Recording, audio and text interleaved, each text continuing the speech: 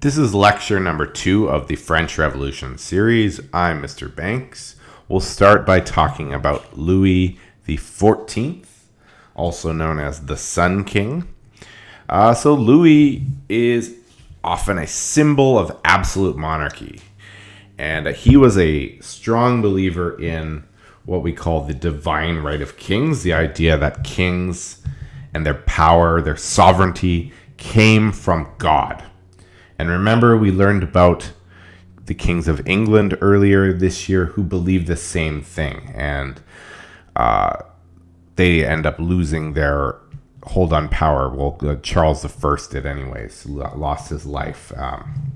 So Louis came from a dynasty, which is a long line of family members who control power, called the Bourbons. And they had ruled France for a number of years. And Louis, he actually became king when he was 4 years old. And when that happens, when a king's so young like that, they don't actually rule the country, obviously, because they're not capable of making those kind of decisions at that age. So they're ruled by a series of advisors who are called regents, or a regency. But when Louis did come to power, he would be the longest reigning monarch in European history. 72 years he was on the throne. That's even longer than Queen Elizabeth II, who's still alive, and she's been Queen of England since the 1950s.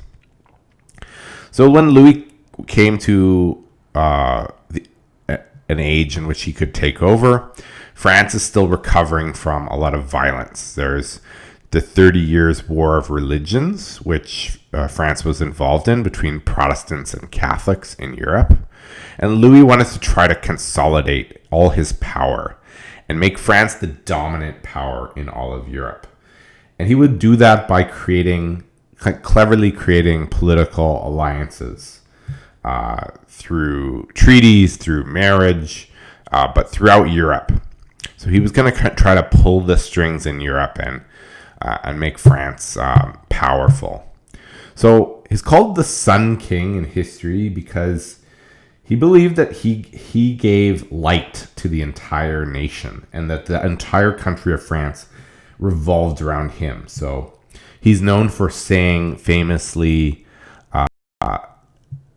"L'état c'est moi." Forgive my French because it's not very good, but what that means is, I am the state. So the state, according to Louis XIV, is not the people, it is him alone, it's the king. And that's going to get the monarchy in trouble in the reign of his great-grandson, Louis XVI. So Louis is an authoritarian ruler. And what an authoritarian means is enforcing strict obedience and authority, especially from the government, that's coming at the expense of people's personal freedom. So France is a Catholic country.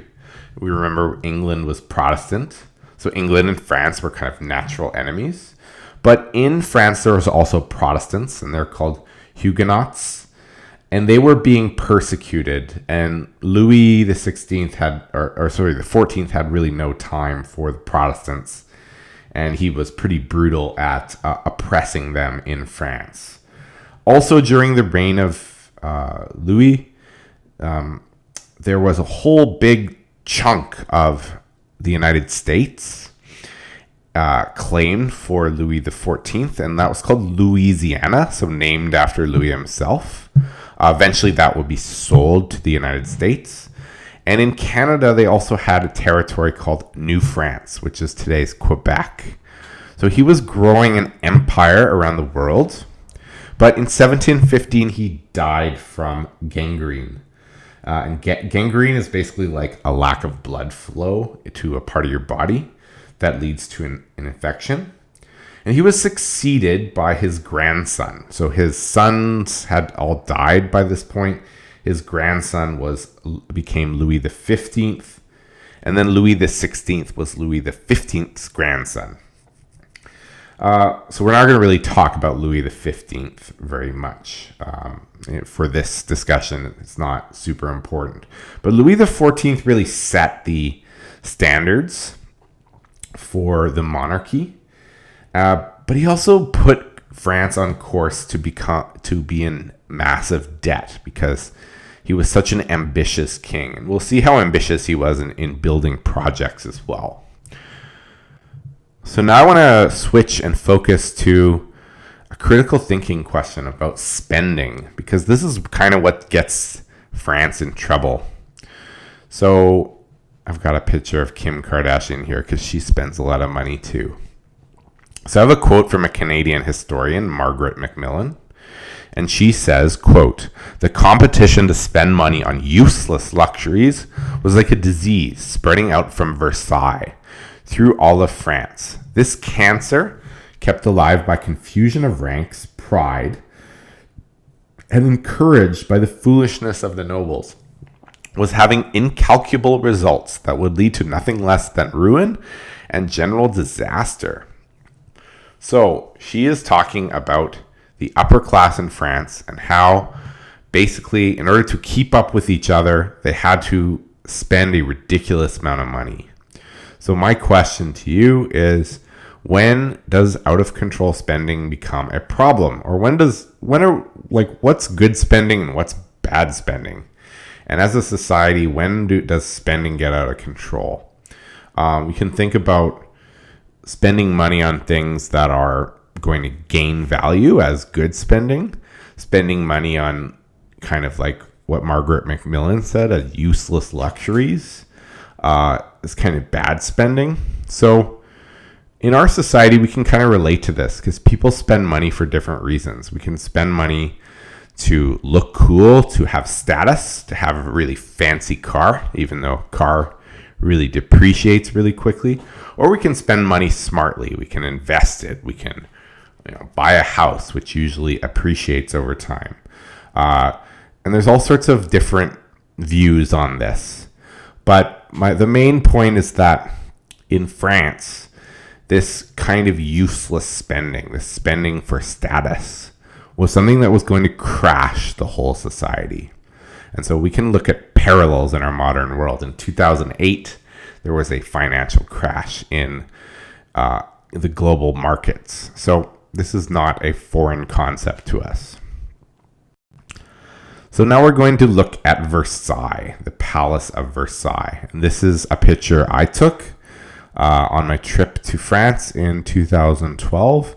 And this is the Hall of Mirrors in Versailles, a very famous room, one of the fanciest rooms in the palace. And it's also the room in which the treaty to end World War I was signed. So this palace is really a product of Louis XIV. Louis XIV built this massive palace, and it's a 40-minute train ride outside of Paris.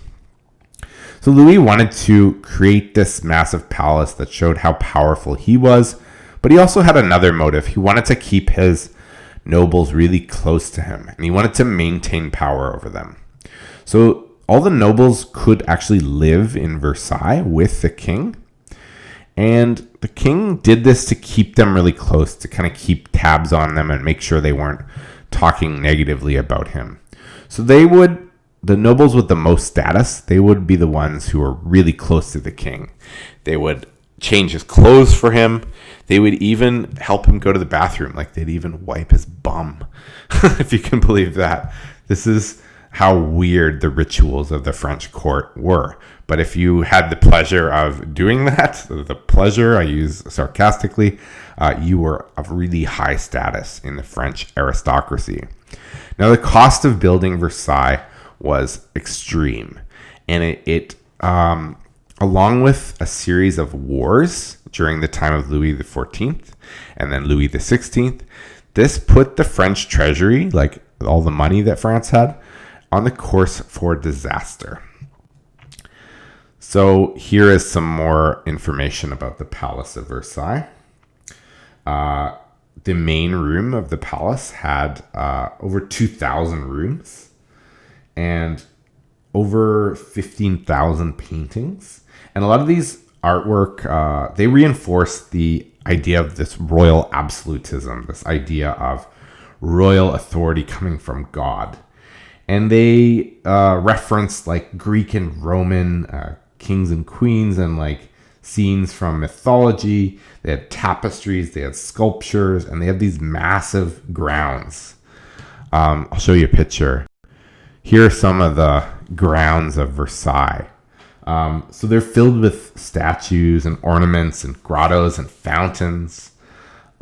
Here's another statue. I'll give you a closer look at that. Here's a closer look. I took this one. I thought this was a cool statue. It's like a giant drowning in lava or something.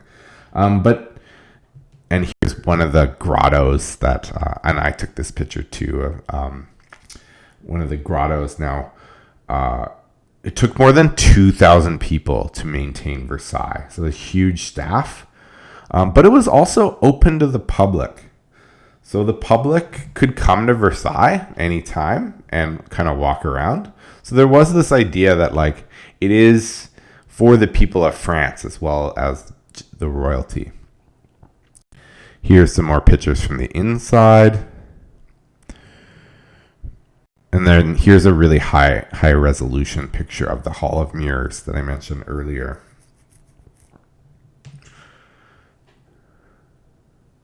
Okay, moving forward in time, we get to our king, the one we're studying, Louis XVI. So Louis XVI was the grandson of Louis XV, and he was born in 1754 and came to the throne in 1774. And just like Louis XIV, his father had died before he became king, so he went directly into the position of monarch. But he faced challenges, and he wasn't really a great king. So he wasn't the worst king, but he wasn't the right guy for this time period. They needed somebody really talented, and he just wasn't that. And this is the problem with kings and queens. The real big problem is that they're born into it. It doesn't mean they're right for the job.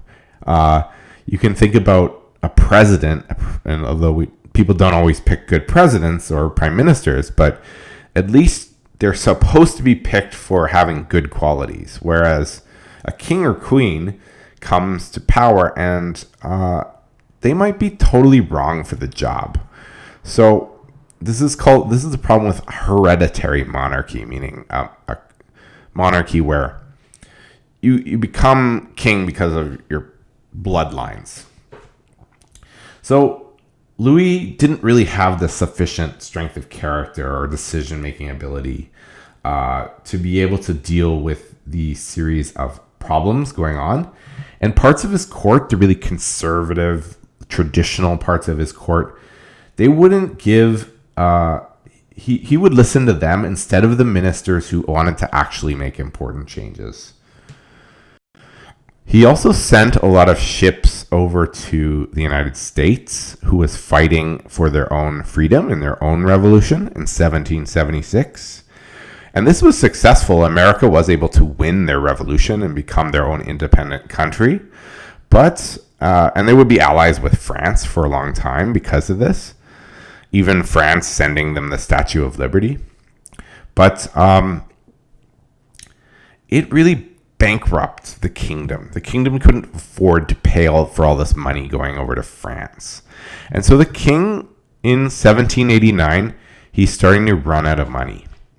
And so he has to do something that similar to what Charles I had to do in England. He has to call the parliament, but it's not called the parliament in France. It's called the Estates General. Okay, Marie Antoinette, kind of a notorious figure in history. And we mentioned the American Revolution. One of the important figures of the American Revolution, Thomas Jefferson, said, quote, "Had there been no queen, there would have been no revolution." So he was blaming, maybe a little bit unfairly, Marie Antoinette for the revolution. Now, Marie Antoinette was a convenient scapegoat. She was a convenient magnet for all the criticism towards the royal family, because she was not, first of all, she's not French. she was Austrian. So she was the Austrian royal family. They're called the Habsburgs. They controlled this central part of Europe, often called at this time the Holy Roman Empire. And that has nothing to do with the old Roman Empire that you guys might have learned about in grade 8. This is a modern religious affiliation, Catholic affiliation. And the Habsburg family is the dynasty that she comes from.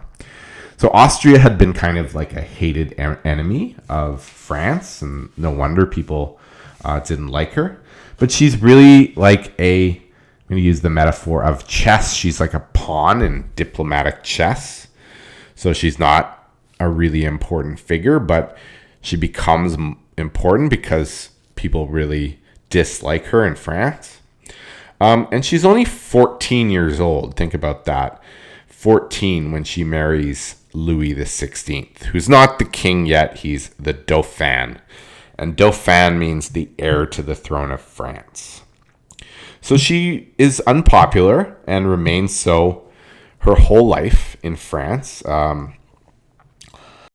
And her husband, Louis, is not really a great husband. He's not like a lot of these marriages, there isn't really they don't choose each other. They're kind of chosen by the other royal families. There's not like a natural love between them. And he's kind of timid, and Louis is kind of an interesting guy. He wasn't really interested in running the country. He was interested in geography and clock making. So their marriage wasn't all that great, and as a result, she hung out with all these different, she had her own like kind of clique within the royal families, within the aristocracy, and people started to spread a lot of rumors about her. And these rumors got spread all over France, and they got spread by what we call these scandal sheets. They're like propaganda sheets that they made up all sorts of nasty rumors about her, that she was really stupid, that she was adulterous, that she did all sorts of weird things, sexually and otherwise, and she was even like trying to betray the country.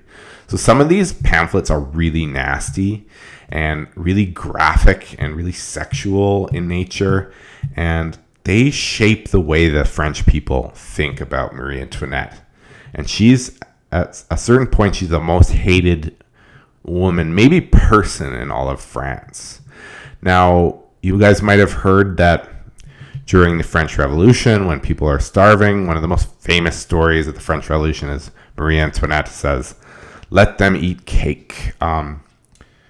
That likely, from my research, that really never happened. There's no real historical record of her saying that. But that's what's stuck with history. Sometimes like rumors and they trump facts in history, unfortunately. But yeah, she never really said that, as far as I can tell. This is not in the notes, but there's a play written to The Marriage of Figaro, which I think is a Mozart musical piece. But the play, written by a French playwright, Pierre Beaumarchais. And this is during the time period of Louis XVI. And Louis XVI had a real problem with this play, and it represents kind of what's going on in society, that people are getting fed up with the upper class having too much power for no reason. So this is a quote from the play. "No, my Lord Count, you shan't have her. You shall not have her. Just because you are a great nobleman, you think you are a great genius. Nobility, fortune, rank, position, how proud they make a man feel. What have you done to deserve such advantages? Put yourself to the trouble of being born, nothing more. For the rest, a very ordinary man." So what he's saying is that people in French society, the nobles, they are not really that great. They're not geniuses. They didn't make fortunes. What did they do? They just had the luxury of being born in the right place, and they're actually very ordinary. So this is the sentiment going on in French society at the time. This brings us to the crisis of 1789. In 1789, there's French officers, and a lot of them have taken part in the American Revolution, and they've seen that government and society can be run a little bit differently than what's being happened in France. There can be more equality among people. Of course, the problem with American society is that a lot of their wealth is created by slavery, but that's another issue. We'll talk about that later. But anyways, the French, the people that did go to America, they bring back some of those ideas. And to the peasants and also the bourgeoisie, the absolute monarchy of Louis XVI, it seems like it really needs to be reformed. And there's a lot of hatred growing against this monarchy. There's also the problem of tax collection. Now, all the taxes are being paid by the bourgeoisie and the poor. And the clergy, or the church, the clergy means people that are part of the church. And the nobility, they're paying nothing. They're paying no taxes. And it's in this decade, there's a huge famine, and many people are starving, and there's hailstorms that are ruining the crops. So, and I think that says 1780 there, but should say 1789. So I want to look at a couple cartoons that are very similar. This one shows a slave being sat on by the nobles, the church, and the royal family. And this one, very similar. We see that there's 3 estates, and the big man carrying the other 2 estates is basically, he represents the 98% of society that pays taxes, that works the field, the bourgeoisie and the working class. And they are carrying the nobles and the church on their back with all the tax money. So that's kind of what this cartoon from the time, it's a primary source cartoon from the French Revolution, shows us about that time. So what happens next is the Estates General, this super parliament that Louis XVI has to summon in this year 1789, and it's the first time in about 170 years that the Estates General is called. And this is happening at a time where there was actually rioting going on. There's violence and riots because the prices of bread are so high in Paris, and people can't afford any food because of these bread prices and also failure of the crops that year. So the 3 estates are represented in the Estates General. The first estate is the clergy. The second estate is the aristocracy. And the third estate is everyone else. So all the middle class and all the lower class, the bourgeoisie and the peasants. And the third estate, before they go to the Estates General, they're able to draft or create a list of complaints and suggestions that could make society run better. And these are called the Cahiers de Doléances. So the main things in this cahier, in this list of complaints, are these things. Number 1, the abolition of what's called the letters de cachet. And those are the ability of the nobles to randomly or arbitrarily, which means like randomly and without any rights, put people in prison. So the nobility, they could basically use this to extort people, to like force them to pay them money. Number 2 is the nation should be consulted and give its agreement about any new taxes placed the king planned to give to the people. Number 3 is that taxation should fall equally on all classes, including the nobles and the clergy. So those first 2 estates will have to pay taxes for the first time. Number 4, the Estates General should be convened every 4 years. So they need to constantly call the Estates General so that the people's voices can be heard, not just once every 170 years. Number 5, the members of the Third Estate should have access to justices in the parliament. So they should be able to have access to the law and to legal representation. They also really want to end this feudal system and actually start paying the peasants properly. Now, Louis XVI plans to give the estates some small powers, but he really wants to continue to rule as an absolute monarch, and he doesn't see that he's losing his power here. So, members of the Estates General, some of them are actually nobles and some of them are Third Estate, they are not giving in to the king's wishes. And so there are several weeks of negotiations at the Estates General and nothing really gets done. So after these weeks of very little progress, the king actually locks out the Third Estate. And it's a rainy day, and the Third Estate, they're like, what should we do? We got to keep meeting. We got to figure this out. So they're not allowed to go in the States General, and they find a tennis court, the Royal Tennis Court in Versailles. And they go there and they have this meeting, and they decide to swear an oath or a pledge. And that oath says, we, the Estates General, we will form a government called the National Assembly, and we will continue to meet as an assembly until we have created a constitution for France. So this is a revolutionary act because the Estates General, this shows the power of the Third Estate here and the power of the people to actually defy the existing power of the king and church. So in the face of this solidarity between the bourgeois and the working class, King Louis is forced to give in, and he orders the clergy and the nobility to join with the Third Estate in the National Assembly.